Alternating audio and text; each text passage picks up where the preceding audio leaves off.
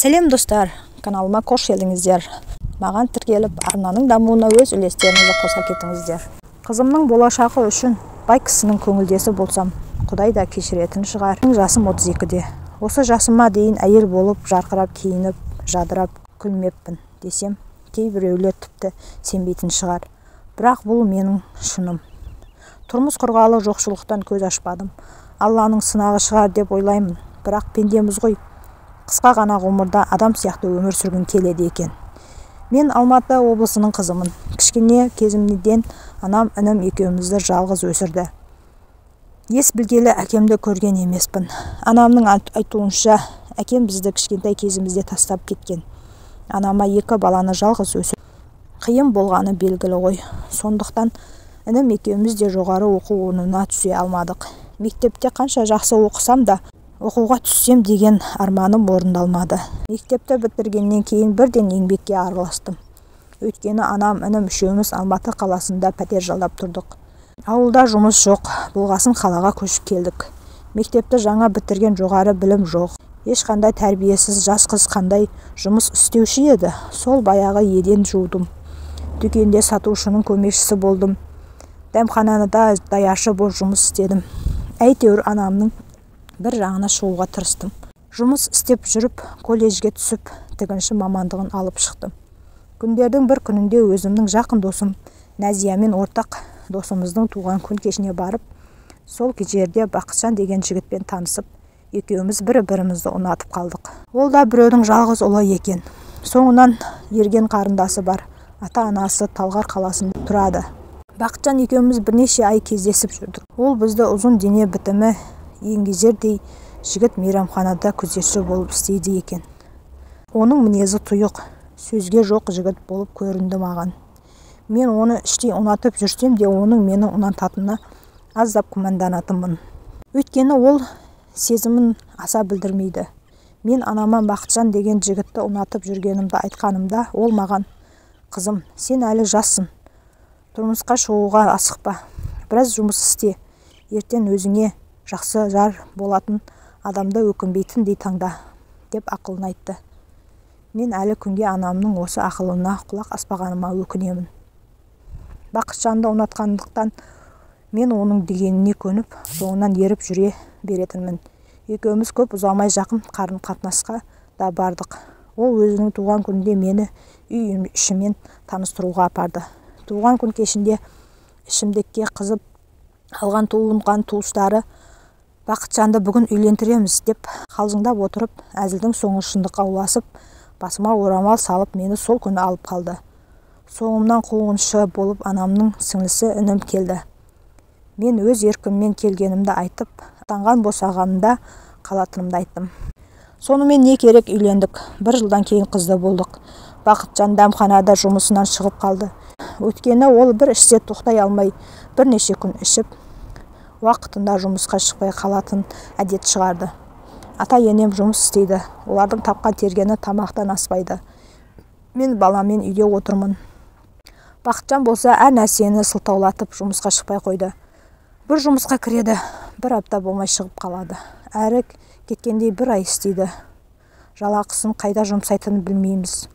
Абырой болғанда атамның ата-анасынан қалған үйі бар. Әйтеуір баспанамыздың барына тәубе деп әупіріммен күн көрдік. Енем біздің тойымызға деп несие алған. Тапқан бергенін несие өтеуге жұмсайды. Менің таң қалатыным, ашуланатыным, ата-енем балаларына неге жұмыс істемейсің, ақша таппайсың, арамтамақсың деп айтпайды. Мен Бақытжанға қабақ шытып ренжісем, мені оған қарсы сөйлетпейді. Бірден балаларын жақтап шығады. Мейлі, әйтеуір бір ақыл кірер деп үндемей жүре берем. Бірақ санасыз адамға жаттауға жоқ екен. Қызымыз біраз өскенде мен өзімнің құрбым жұмыс істейтін ательеге жұмысқа шықтым. Ол жерде негізінен тапсырысқа перде тігетінбіз. Жұмысқа шыққаным қандай жақсы болды.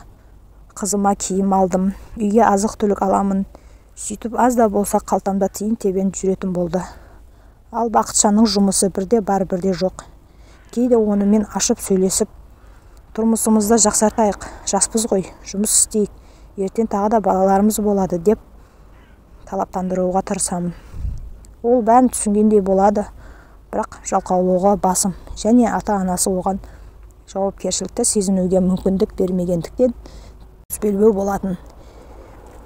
Мен жұмыс істеп несиеге үйге қажетті заттар алдым. Кір жуатын машина, қызым көрсін деп теледидар, тоңазытқыш дегендей. Осының бәрін көріп жүрсе де Бақытжан намыстанып, жұмыс істеудің орнына маған сеніп алды. Тіпті менің сөмкемнен ақшамды рұқсатсыз алып кететін. Айта берсең не бір қылықтары көп. Бірде шыдамым таусылып, анам мен інім тұрып жатқан пәтерге қайтып бардым. Қызыммен біраз уақыт сонда тұрдық. Бірақ өзім әкесіз өскеннен кейін қызымды да тірідей жетім қылмайыншы деп Бақытжан артымнан келгеннен кейін үйге қайтып бардым. Бұндай жағдай осыдан кейін де бірнеше рет қайталанды. Бірақ менің кетіп қорқытқанымнан да ештеңе шықпады.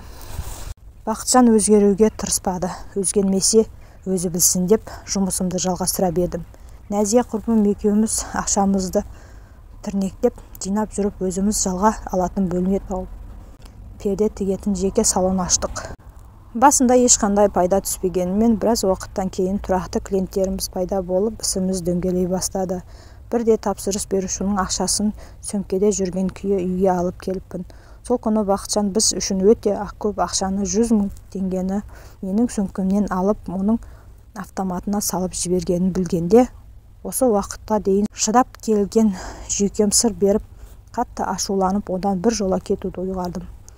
Төзімнің де шегі бар ғой. Қызымды алып анамның қолында тұрып жұмысымды жалғастырдым. Соңымнан ата-енем бірнеше рет келді. Үйге қайтуымды өтінді, бірақ мен Бақытжанмен бірге тұрған 8 жылда әбден шаршағанымды, оны жек көріп кеткенімді айтып салдым да кері қайтпай қойдым. Ал Бақытжанға мен бармын ба, жоқпын ба, қызының болашағы қандай болады бәрібір секілді ойланбайды. Ажырасудың абырой емес екені түсінікті ғой, бірақ мен күйеуіммен ресми түрде ажырасып, өмірімді анам мен қызыма арнауды шештім. Міне ажырасқанымызға қазір 4 жылдай болып қалды. Шынымды айтсам, Бақытжаннан құтылғаныма қуанамын. Күн демей, түн демей жұмыс істеп шаршап жүрсем де, миым тыныш. Өзі ақша таппайтын, ішіп келіп миыңды атала қылатын, қателігін сезінбейтін, қит етсе құдырығын ала жүгіретін күйеу түзелмейді екен. Қазір мен аптасына 5 күн ательеде тапжылмай перде тігемін. Сенбі жексенбі күндері байлардың үйін тазалаймын. Қысқасы үй қызметшісі болып қосымша табыс табамын. Соңғы 1 жылдан бері лауазымы жоғары бір қалталы адамның үйінде қызмет істеп жүрмін. Ол кісінің жасы 50-ге келіп қалған. 2 қызы шетелде оқиды. Әйелімен анда-санда әңгімелесіп қалғанда күйеуінің қыздарға құмар екенін, сыртта бірнеше көңілдесі бар екенін айтып қалатын. Ерекең мені білмейді деп ойлайды. Бірақ мен оның қанша көңілдесі бар екенін түгел білемін.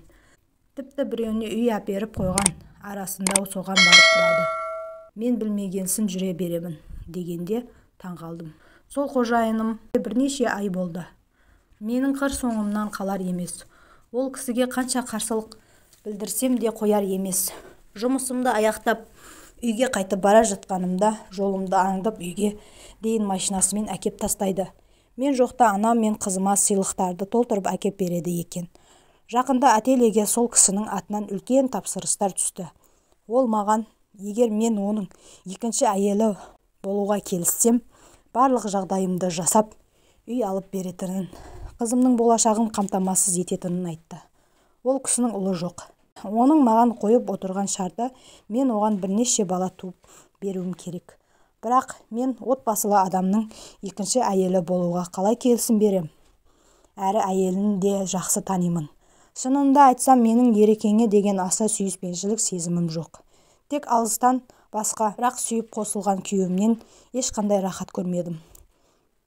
Қысқасы, қожайынымның ұсынысын қабыл алу алмауды ойлап әбден басым қатты. Жағдайымды жақсартамын деп басыма бәле тауып алам ба деп қорқамын. Ақыл қосыңыздаршы. Өз пікірлеріңізді астына жаза кетіңіздер.